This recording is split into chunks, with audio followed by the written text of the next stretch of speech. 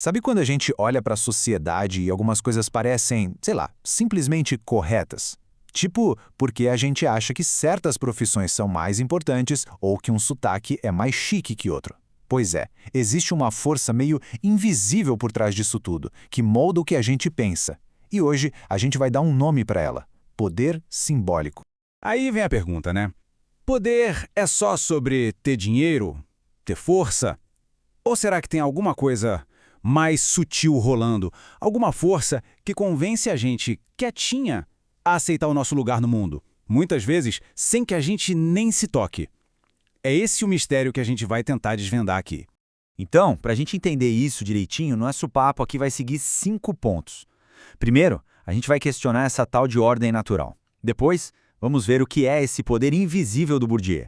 Aí, a gente entra nas ferramentas que constroem isso. Fala sobre o campo de batalha dos símbolos e, por último, como a gente pode reconhecer tudo isso no nosso cotidiano. Vamos lá!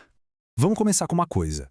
Pensa um pouco nas hierarquias que a gente vive todo santo dia. Por que um médico parece ter mais prestígio que um mecânico, por exemplo? Ou porque um sotaque é considerado elegante e outro é motivo de piada? Parece que sempre foi assim, né? Parece natural. Mas e se não for nada natural? É quase como se a sociedade tivesse um sistema operacional rodando por baixo de tudo, sabe? Bem quietinho. É ele que define o que é bom, o que é ruim, o que tem valor. E o mais doido é que a gente vai absorvendo essas regras, internalizando tudo isso de um jeito tão profundo que a gente nem se dá conta de que está basicamente seguindo uma programação. Bom, e essa força toda, essa programação oculta, ela finalmente ganhou um nome. E quem batizou foi um sociólogo francês muito importante, o Pierre Bourdieu. Ele chamou isso de poder simbólico. E essa, olha, é a chave para a gente entender como a sociedade funciona de verdade, por trás das aparências. E aqui, gente, é que a coisa fica maluca, porque o poder simbólico não precisa de arma, não precisa de força bruta. Ele funciona com a nossa ajuda, com o nosso consentimento. É um poder que só se sustenta porque as pessoas que são dominadas por ele, sem querer, sem nem saber, ajudam a manter tudo de pé.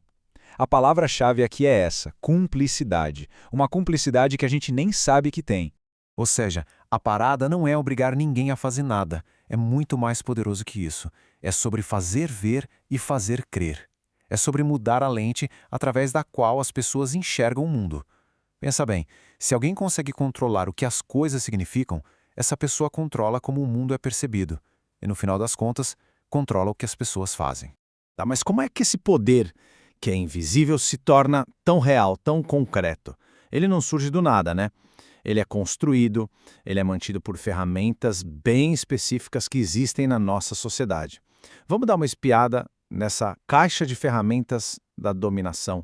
Olha só quais são os grandes campos onde esse jogo acontece. A arte, que diz pra gente o que é belo, a religião, a língua que a gente fala, que já vem com um jeito certo e um errado de falar, a educação, que define o que é conhecimento de verdade, a ciência, todas essas áreas são sistemas que criam e reforçam essas distinções que, no fim, mantêm a ordem social do jeito que ela é. E aqui a gente consegue ver o mecanismo com mais clareza ainda. Na caixinha do conhecimento, por exemplo, a própria língua e os códigos culturais que a gente usa, eles já organizam, já estruturam o nosso jeito de pensar. Na parte do poder, a divisão clássica entre trabalho intelectual e trabalho manual, isso já cria uma hierarquia na nossa cabeça. E aí, para fechar, vem a ideologia, mitos, religião, a arte, tudo isso serve para legitimar, para justificar essa ordem toda, fazendo parecer que ela é a única possível que é justa. Beleza. E qual o resultado final de tudo isso funcionando junto? Bom, o Bourdieu usa uma expressão que é bem forte, mas é de propósito. Violência simbólica. Mas calma, não é a violência de soco, de tiro, não é nada disso. É uma coisa bem mais sutil e talvez por isso mesmo, muito mais eficaz. Olha a diferença. A violência física é óbvia, é explícita, você vê. A violência simbólica não, ela é implícita, é invisível. Uma se baseia na força, a outra se baseia na nossa crença.